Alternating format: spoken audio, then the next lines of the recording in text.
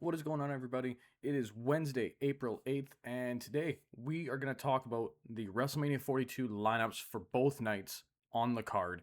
I want to give a shout out to Wrestling Republic, this guy right here. He was actually the only person I could seem to find that actually had a good quality shot of both of the photos of both nights. So, yeah, we're just going to get right into it. Saturday, April 18th, big day for me personally. That's my 29th birthday. For the second year in a row, I get to enjoy WrestleMania on my birthday, which was never ever a thing up until the last couple of years. So it's actually really, really nice to enjoy it that way. But you know what? We're just going to start in the first hour on the ESPN2. The Usos and LA Knight versus Logan Paul, ISHO Speed, and Austin Theory. I still think this should have been for the tag titles. Genuinely still think this should have been for the tag titles in some capacity. Like the fact that there is no tag titles on the card for WrestleMania to me is a bit insane, especially for the men, because there, as it stands, there is no men's tag team title match on the card for WrestleMania. It would have been nice to see. However, it is gonna be really interesting to see Speed in the ring. Like he's been training behind the scenes with Randy Orton for the past, I don't know, 7, 8 months to a year. So it'll be really interesting to see where he gets involved and how much he actually does in the ring. Honestly, with the LA Knight joining the Usos, it's interesting, especially with the history that these guys have. Are we expecting some kind of implosion? Is there going to be some kind of heel turn? Are we thinking LA Knight's going to turn here? Are we thinking Jay's going to turn heel and go back to being, it's just me, Us? Or what the situation is. So, I mean, it'll be really interesting to find out as we go for this match in particular. For Drew and Jacob, it's unsanctioned. Anything goes. They're going to go all over the arena. They're going to beat the hell out of each other. It's going to be a fantastic match. That's annoying. But obviously, the winner of this should be Fatu because we know that as it stands right now, McIntyre is going away to film Highlander. So he's going to be gone for an extended period of time. God knows how long that is. So it'll be nice to give Jacob that little bit of a rub on the way out temporarily so that he can get his lick back later on when he does come back. Let's see how well that builds and plays out. But I think that this will just be exactly what we want it to be. Just a big, I mean, I'm gonna quote Big E here as a big meaty men slap and meat match, and it's gonna be no different than the Night 2 card that we'll get into in a little bit. But I think it'll be really interesting to see how much time they give these guys because with Jacob and Drew, you could have them go on and beat the hell out of each other for 30 minutes. And I don't think the crowd's going to get mad about that. So I really hope that they do give him some, I'd say a fair 20 to 25 minutes to at least get a solid match out there, especially with that first hour being on ESPN2. You want fans to get hooked. That's going to be the match that you guys want to pay attention to on ESPN to get hooked with. Back to the LA Knight match real quick. I still think it's gonna be the Usos and LA Knight that win that one, but it could go either way. In reality, that one just it was kind of a toss up because of how this story's kind of played out. But Fatu, it's a little more obvious that he should win. Now we're gonna talk about the women's tag team match, Fatal 4-Way, between Bliss and Flair, the Irresistible Forces, Bailey and Lyra, and the Bellas. There's a lot of people that are thinking that's going to be the Bellas by some weird way. They're just going to pull this one out. I would actually just be really interested to see Bailey and Lyra win this. Especially with what happened to Bailey last year with Becky and getting taken off the card and everything else. It'd be nice to have Bailey have her comeback moment. And that's not to say that Bailey hasn't had her own moments at WrestleMania before. She won at least 2 of them, to my recollection. But I would think it's just rather interesting that, the underdogs that were not really supposed to be here, that look that they're kind of getting, gets their moment a la Zack Ryder at WrestleMania 32 kind of thing. I don't think the Bellas should win this, but I mean, with how everything's going with WWE, I got a funny feeling they are going to try to let them win this in some capacity, just kind of how the odds are looking. Alexa and Charlotte, at some point, you're going to have to break these two up to let them go back to the main event scene. We are getting a lot of different main event players in the women's category as of late. So it'll be really interesting to see these two ladies go up against the new group that is kind of breaking out onto the scene. Especially with that vignette the other day where it almost looked like, I don't know, cheerleaders in some capacity, in some kind of like, I would even say Pussycat Dolls look. I don't know what they were really going for, but again, it'll be interesting to see really what happens with that. A lot of people are saying that's Fatal Attraction, but we'll have to see in the future what that holds. For AJ and Becky, this has been one of the more better, well-built matches on the WrestleMania card so far this year. That promo that they had last week was probably one of the better ones throughout the entire process of this road to WrestleMania. It was simple, it was to the point. There was none of this AJ acting as if, oh, I'm still, young and hee hee hee, and just kind of playing that silly card, and almost like that slightly serious, but all of a sudden she goes crazy. This was stern, straight, and to the point, and I absolutely loved it. Especially with Becky just kind of sitting there and taking it. You're more than likely expecting Becky just to get up and whack her at some point, but there's just that building of heat to come. What's going to happen at WrestleMania as a result, right? So it'll be really interesting to see exactly what they do with the amount of time that they have. I think this is going to be a pretty solid match throughout the entire show. This one might be the one to pay attention to for moment of the night. Not so much match of the night. Moment of the night, I think, is going to be this one. Now, we're going to get on to Rollins and Gunther. I mean, there's not really much to say about this at this point. I mean, now we've got this whole Paul Heyman owing somebody else another favor kind of thing. I mean, look how that worked for Rollins last year. Yeah, I don't think Gunther really needs any favors from Paul Heyman, but at the same time, it'll be really interesting to see how they set up the Brock versus Gunther match at SummerSlam, which is kind of where I think they're still going. But for me, I'm kind of looking at this match and I'm wondering, where do you go past WrestleMania here? Like, obviously, if Rollins loses, he loses a lot of credibility, but he doesn't lose to somebody who doesn't deserve it.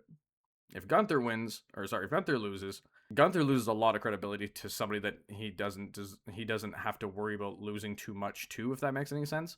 Like, this whole career killer gimmick, it kind of makes it a bit harder to do when you're not killing the career. You know what I mean? Like, he's not saying this is for Rollins' legacy. This is for Rollins' career.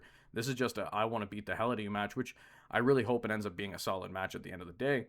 But I still think it'd be rather interesting to see what happens after. So I don't think the match itself is going to be the best thing, but it's going to be a very solid match. But I'd be more interested to see what's going to happen at the Raw after Mania. With this match especially, what's going to happen at Raw after Mania. Now let's talk about Stephanie Vaquer versus Liv Morgan for the Women's World Championship. I genuinely think this is going to be one of the better women's matches on the card. Even though they haven't been given too much time on TV to get their feud over, they have done a really, really good job with the minutes that they've been given. So it'd be really interesting to see what kind of match they pull out, and hopefully they're given adequate time to get this match together the way that they want it to be. I do think that it's going to be Liv Morgan walking out as champion, and if it is not Liv Morgan walking out as champion and Stephanie retains, expect the turn of Raquel Rodriguez to kind of kickstart the implosion of the Judgment Day post WrestleMania as well. I think this is just going to be a solid match overall. Stephanie's very over with the crowd. Liv's very over with the crowd. Let's see what kind of magic they can make happen. I mean, I'm hoping that everybody involved with that segment on Raw of the meeting of the minds, more or less, is okay. Obviously, Roxanne and Liv took some pretty nasty bumps. You could hear it if you play that replay over and over again. It sounds like an egg hitting concrete. Doesn't sound very good, but so far everyone seems to be okay, which is a great sign for WrestleMania and for their health, of course. But it'll be really interesting to see where they go with this match. And again, expect shenanigans from the Judgment Day. Expect shenanigans from Dirty Dom in particular, trying to help out his woman. I think it's just going to be really interesting to see where exactly this match leads us. But at the end of the day, these two ladies are hitting each other hard. So let's give them a good show at WrestleMania. Let's give them enough time. Let's give them enough grace to at least allow them to get their work and their story done, because they've only been given, a combined total of 3 minutes on actual TV to converse face to face over the last couple weeks. So yeah, let's give them a solid show. Let's get them out there and let's see what they can do. Lastly, let's talk about the main event of night one.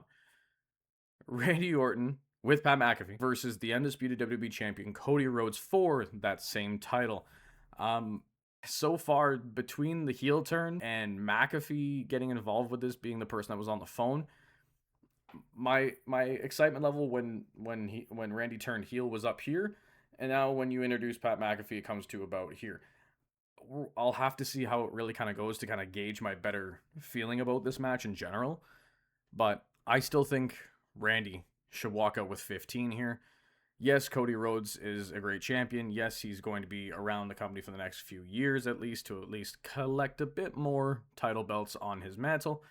But at the same time, who doesn't want to see Randy with 15? Genuinely, if you are a fan from, I'd say, 2000 onwards, How could you not want Randy in the main event scene? Genuinely, how could you not want him?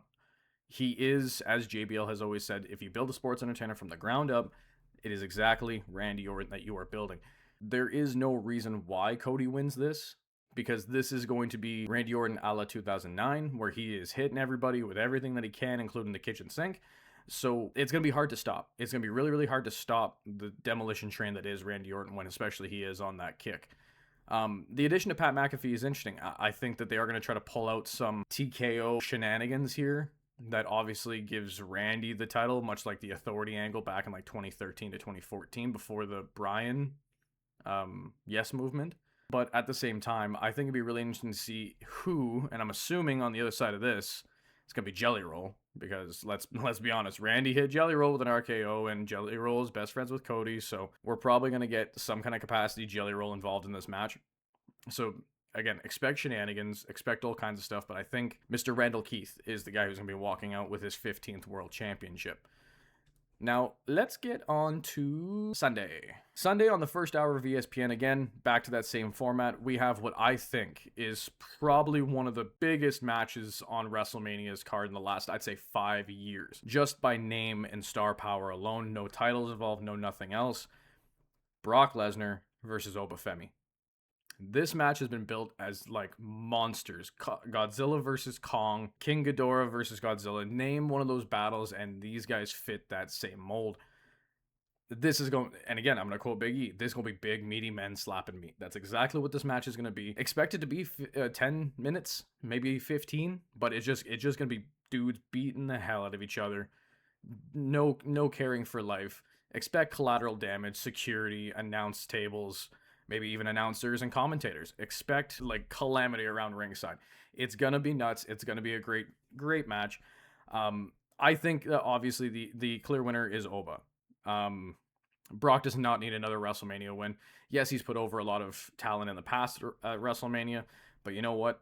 Lesnar is on his way out. We know that his last match is probably gonna be at SummerSlam without the official reports out yet. I still think it's gonna be at SummerSlam.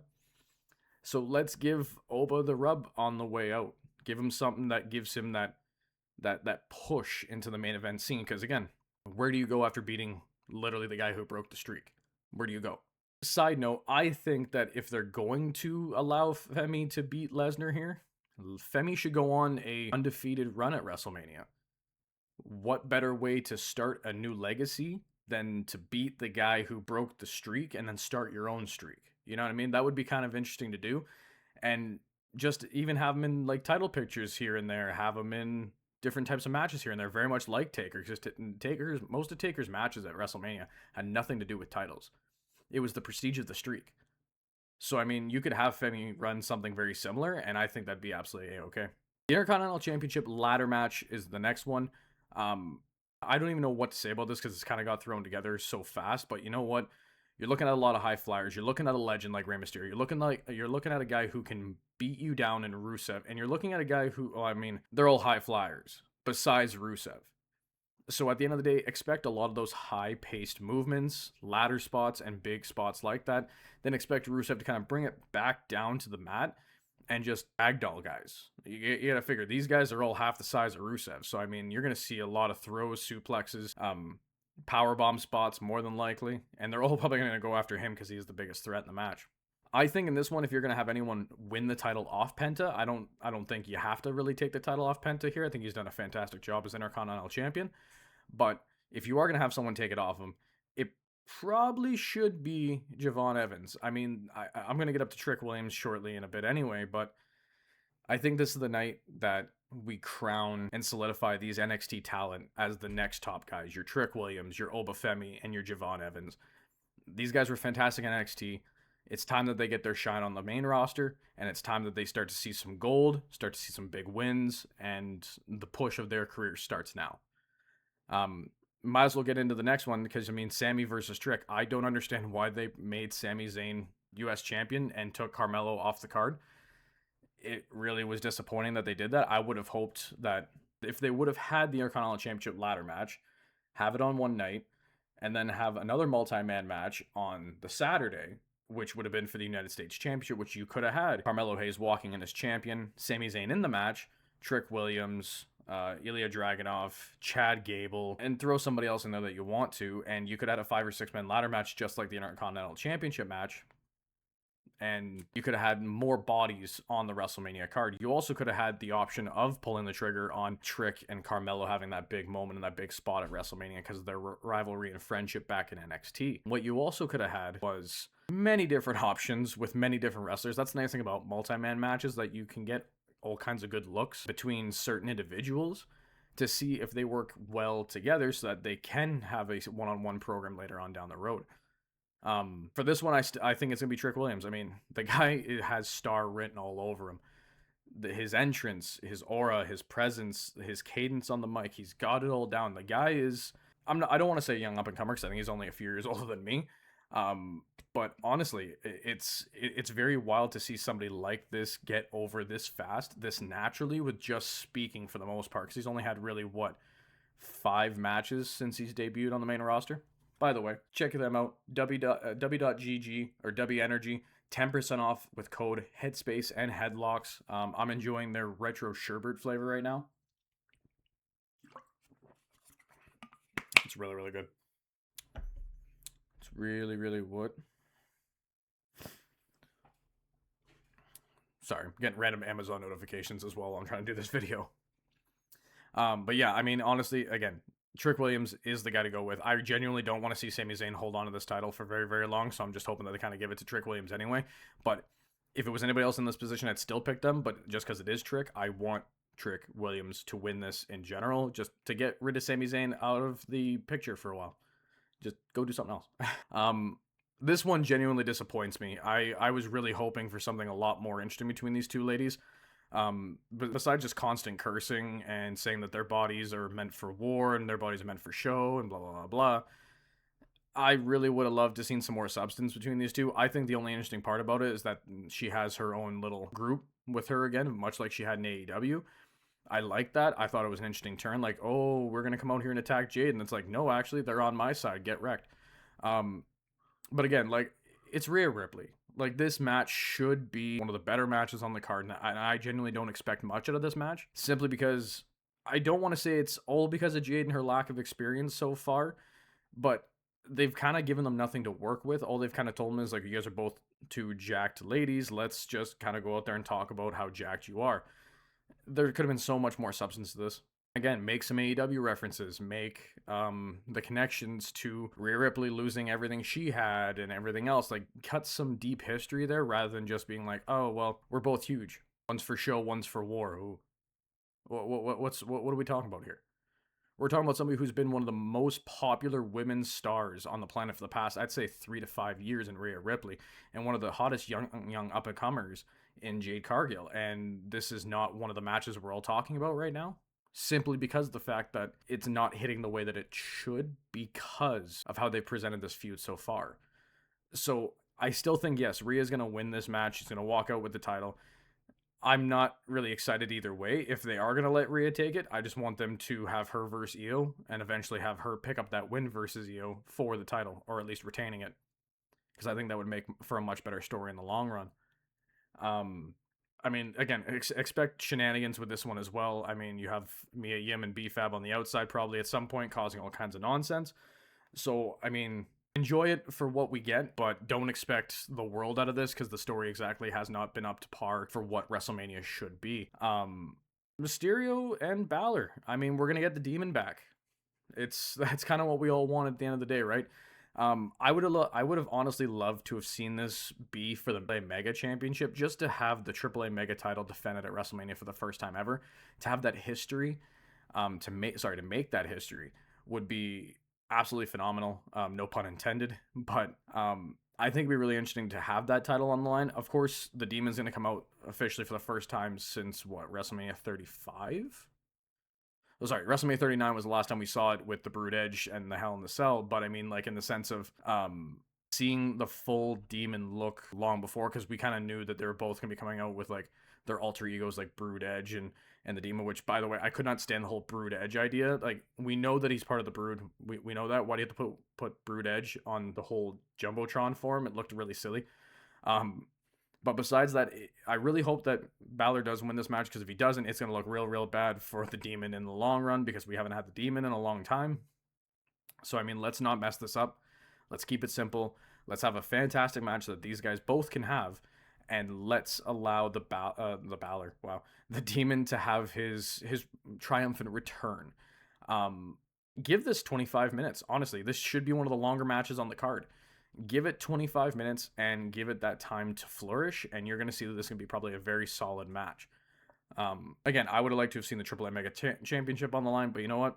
It's going to be a solid match anyway, so just enjoy the match at the end of the day. Yikes. Now we're going to talk about what should be known as the biggest WrestleMania main event of all time. This should be the next big thing in terms of rivalries over, a year period, because you kind of saw this coming last year after the whole Seth Rollins and Paul Heyman thing, having both been stabbed in the back by Paul Heyman on the same night. And I mean, my daughter is losing it over this match right now, because it's, oh my god, it's the Zebros.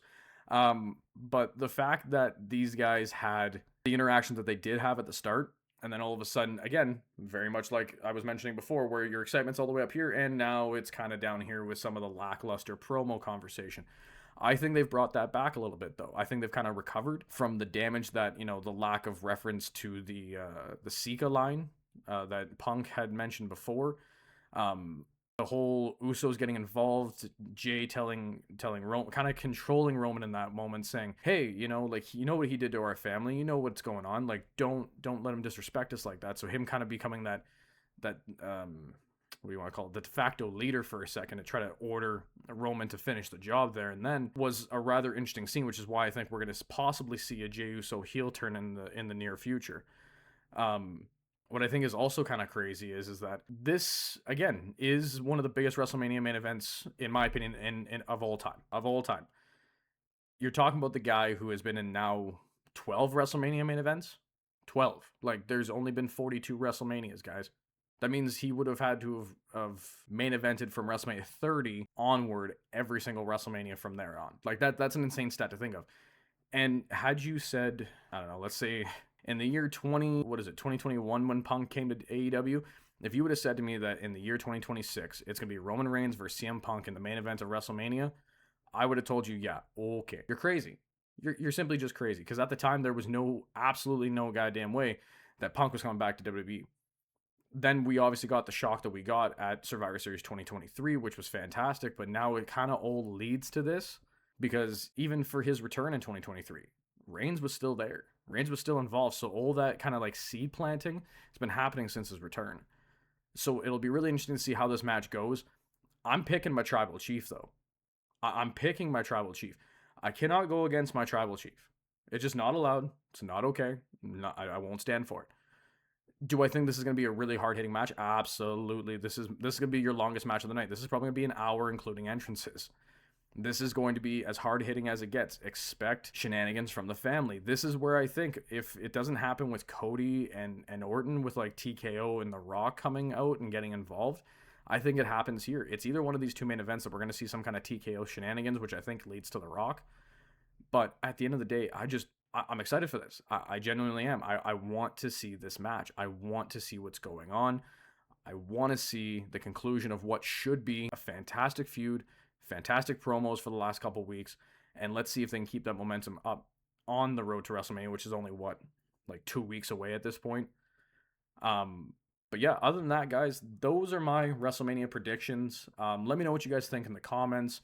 Like I said, check out WEnergy or WG.GG for 10% off. Use code Headspace and Headlocks, spelled out like fully, none of the actual symbols.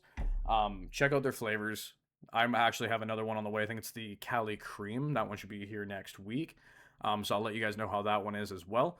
But until the next time, guys, take it easy, do good, be good, go out there and help somebody and help yourselves.